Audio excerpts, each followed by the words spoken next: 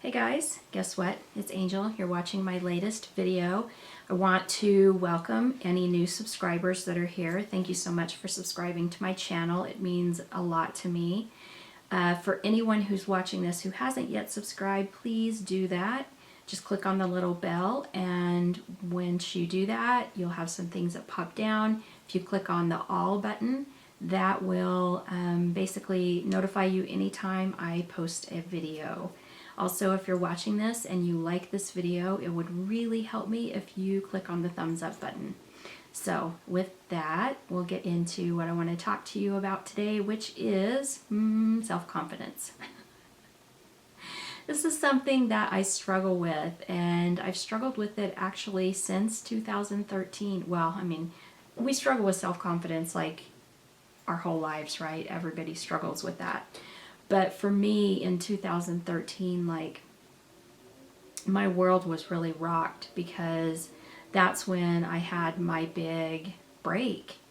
I had been on antidepressants and anti-anxiety meds, which if you have bipolar, those things can really just like ramp you up and put you into a hypomanic or manic euphoric state. And I had been on high altitude for a long time, and then I would crash and I'd be in bed for a week, and then I'd go back up to high altitude.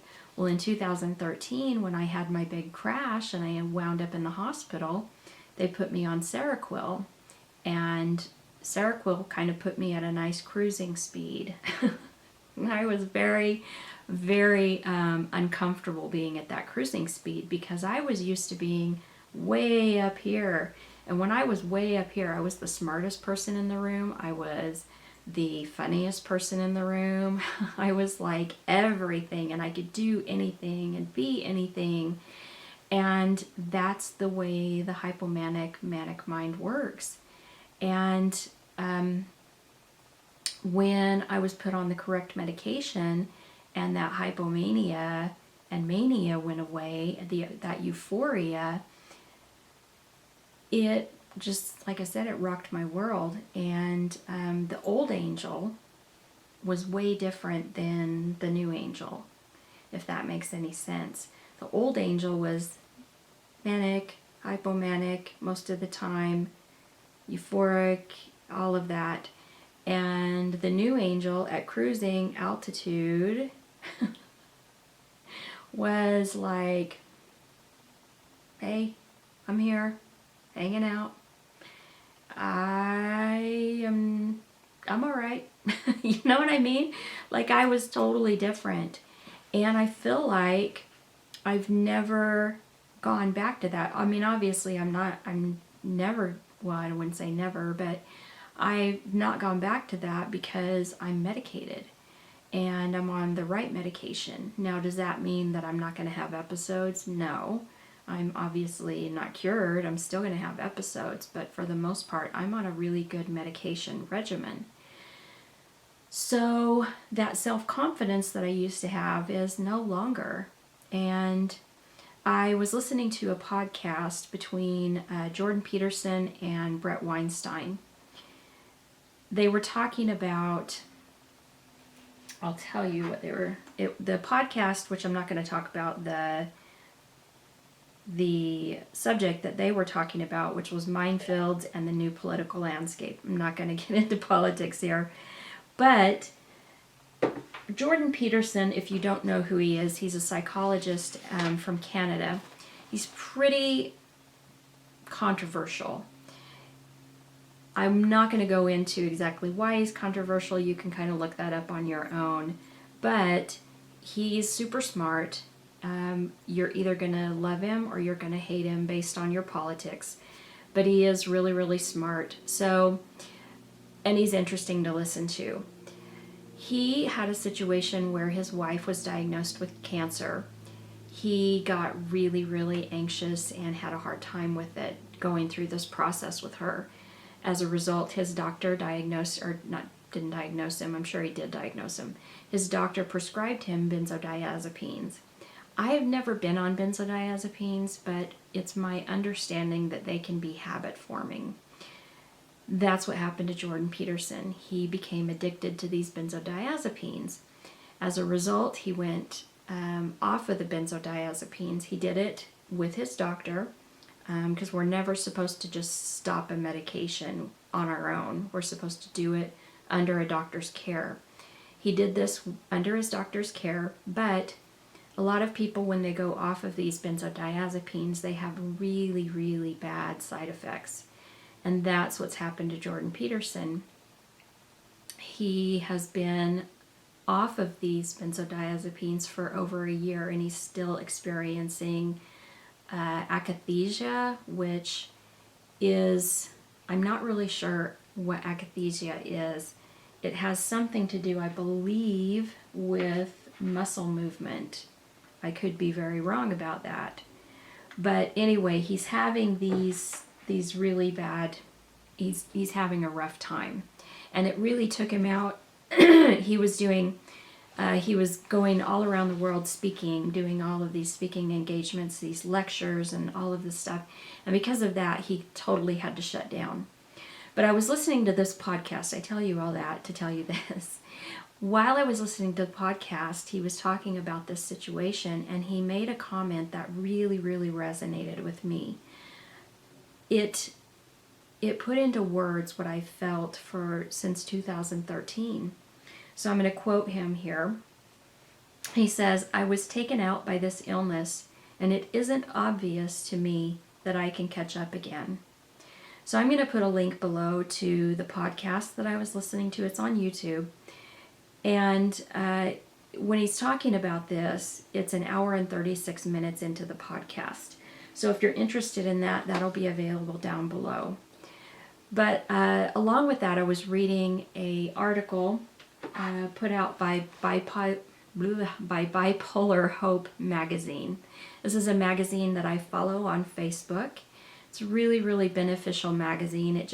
They have lots of different contributors that write in that have bipolar, and they talk about their different experiences and things that are helpful for them. This particular article that I was reading is on self-esteem, and it's by Laura Fisher, put out on March 29th of 2021. It's called Rebuilding My Self-Esteem After Bipolar Mood Episodes. And one part that she wrote in that I will read, it's really short. It says, "What is self-esteem? Self-esteem can be described as having confidence in one's own worth and ability. Confidence, that is one trait that I lack. And this lack of self-confidence seems to be connected to the instability of my life, instability connected to my bipolar." So I was thinking about that, instability connected to bipolar and how that relates to self-confidence. And I think that that's a pretty accurate statement. It's hard to be really firm in our self-confidence if the ground underneath us is unstable. We don't know how we're going to feel on any given day. We don't know sometimes, like if we're in a mixed state, we don't know how we're going to feel in 10 minutes, So it's very difficult to feel confident in that. And so it's, bipolar is difficult. It's not unmanageable, but it is difficult. And I think that there are some things that we can do to work on our self-confidence. And she actually talks about these things in this article, and I'll put a link below to the article.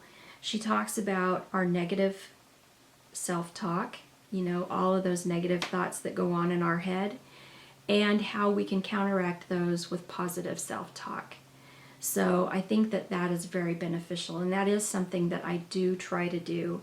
It is a practice, so it's not something that comes naturally. You have to stop yourself during those negative thoughts and talk yourself through some of the positive things, some of the positive traits that you have, and sort of get out of the negative talk.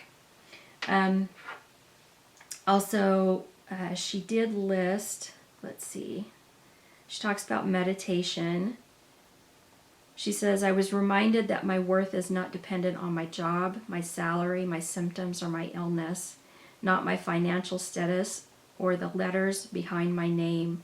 All of those things are both external to myself and impermanent. All those things can change. But my intrinsic value as a human being, my core self, is ever present. And then also, if I can find it, this was the part that I wanted to read. An invitation to self-reflect. She says, I challenge you to look deep into yourself, to your innermost being. What makes you unique? What defines you? What are your talents and hobbies? Who and what do you love? Make a list if it helps. Look at the list often, and especially when your symptoms of bipolar disorder threaten your self-esteem. And then she says, let's celebrate ourselves. So I look back at the old Angel and how wonderful I thought I was. I was so smart. I was like funny. I could do anything. I could, I was like on top of the world. That's how I felt. And then my break happened, and then it's like the medicated new Angel emerged. And I'm still working her out. I'm still figuring her out. I'm still working on her, on me. And so when the negative thoughts come, there's an old school YouTuber, Candy Johnson. Look her up if you don't know. Sorry, that's my ring going off. And I'm going to quote her here. And I have this up in my son's bathroom so he can look at it every day. She says, you are not the negative thoughts in your head. You are wonderful, beautiful, smart, talented, strong, and lovable. And this is the important part. And without doing one thing, you're worthy of being loved. Candy Johnson. And that's spelled Kandee Johnson, Johnnson. So, with that, guys, I hope you're having a great day. I hope you're having a great week. And you're not in this alone. There's a tribe out there. I'm part of it. Welcome to our tribe, if this is your first video. So, with that, hope you have a great day. I hope you have a great week. And until we talk again, bye.